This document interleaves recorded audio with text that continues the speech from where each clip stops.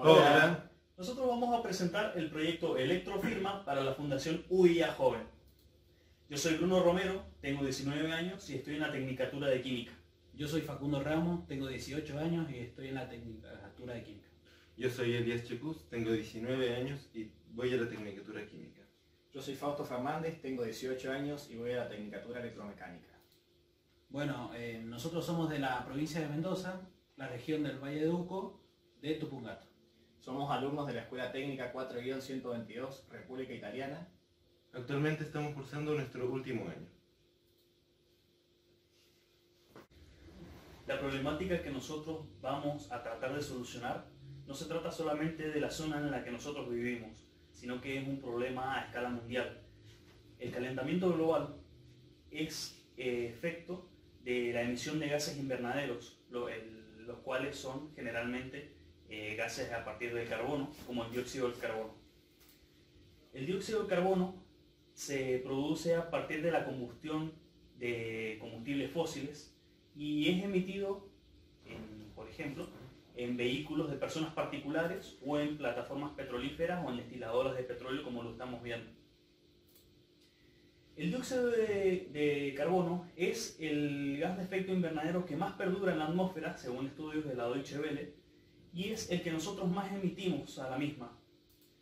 Esto lo que produce es un aumento progresivo de la temperatura, lo que se traduce en desprendimiento de glaciares y derretimiento de los mismos, lo cual a su vez impulsa el efecto invernadero, ya que los gases de CO2 atrapados en las capas de hielo se desprenden y contribuyen a la destrucción de la capa de ozono, lo que a su vez genera inundaciones como lo hemos visto en Bruselas o en Indonesia. En este gráfico podemos observar que en tan solo 40 años hemos emitido la misma cantidad de CO2 que en la última era del hielo, ya que a partir de la edad industrial se empezó a utilizar el carbono como principal combustible para generar electricidad, y a partir de la década del 60 se impulsó el uso del petróleo como combustible para vehículos y para generar electricidad. Soluciona la problemática planteada. Voy a empezar hablando qué es el biogás. El biogás es un tipo de gas el cual se obtiene de medios naturales, el cual está compuesto de un 40 a 70% de metano y dióxido de carbono, mientras que el resto está compuesto por hidrógeno, oxígeno, nitrógeno y sulfuro de hidrógeno. Las emisiones del CO2 neutro. Primero, ¿qué es el CO2? El CO2 es un gas incoloro y poco denso, el cual está compuesto por un átomo de carbono y dos átomos de oxígeno.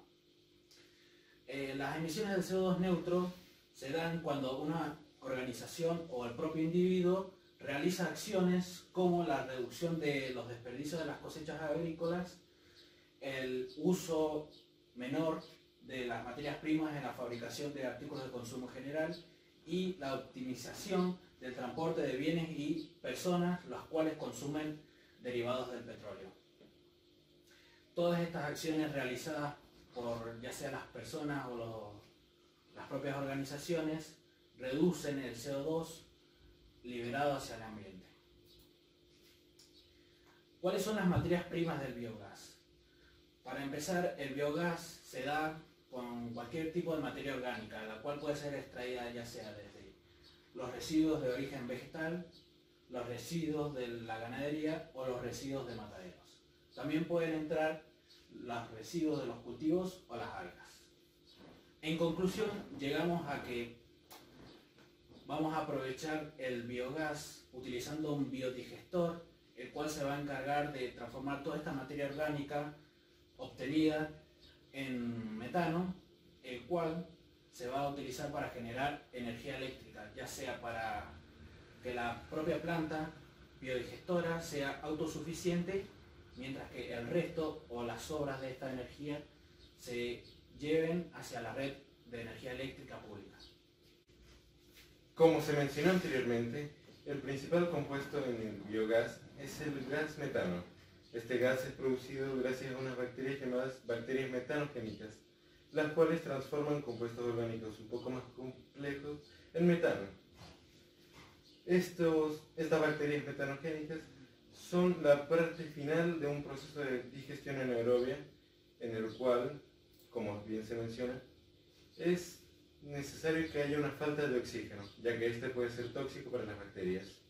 La primera parte en todo este proceso de digestión anaerobia es la hidrólisis, en las cuales se produce dióxido de carbono y productos intermedios a partir de sustancias complejas como lo pueden ser grasas y proteínas. Estos productos intermedios son enviados a un proceso de acidogénesis en el cual estos compuestos son transformados en ácidos como lo pueden ser el ácido butírico. En este proceso se desprenden gases como lo puede ser el oxígeno, el hidrógeno y el ácido sulfhídrico. Estos ácidos orgánicos son pasados a un proceso de acetogénesis en los cuales son transformados en ácido acético. En este mismo proceso se liberan hidrógeno y dióxido de carbono. A partir de este punto intervienen las bacterias metanogénicas, las cuales transforman todo este dióxido de carbono en gas metano, el cual será nuestra base principal para la producción de biogás.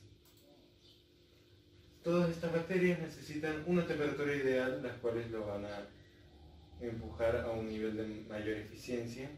Como se puede ver, en una temperatura ambiente, como lo pueden ser 10 o 15 grados centígrados, tienen un tiempo de retención entre 50 y 70 días y una eficiencia de 0,01 a 0,3 metros cúbicos de biogás por metros cúbicos de digestor. Para lograr una mayor eficiencia se tiene que aumentar la temperatura, como se puede ver en el gráfico. Cuando llega a una temperatura de 40 o 55 grados centígrados, tiene un tiempo de retención de 10 a 20 días y una eficiencia de 1 metro cúbico de biogás sobre digestor a 2 metros cúbicos de biogás por digestor. Este proceso necesita un calefactor, el cual se dará gracias a la combustión de nuestro biogás, lo cual indicaría la autosuficiencia de nuestro biodigestor. La planta de biogás que voy a explicar a continuación está diseñada para la producción de energía eléctrica mediante el metano que ésta ofrece. Estas son sus partes. Es un esquema general de cómo funciona.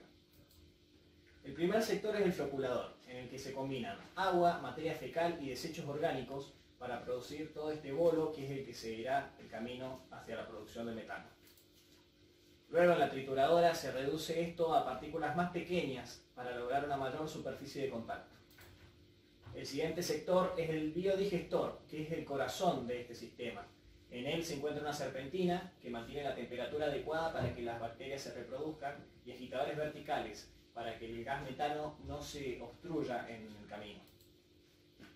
Luego es preciso purificar el metano, ya que puede contener gases que pueden resultar dañinos para el generador o reducir su eficiencia. Si hubiera un excedente de gas metano, lo que se hace es enviar a este mechero para poder quemarlo y que no se produzca ningún otro incidente en la línea de producción.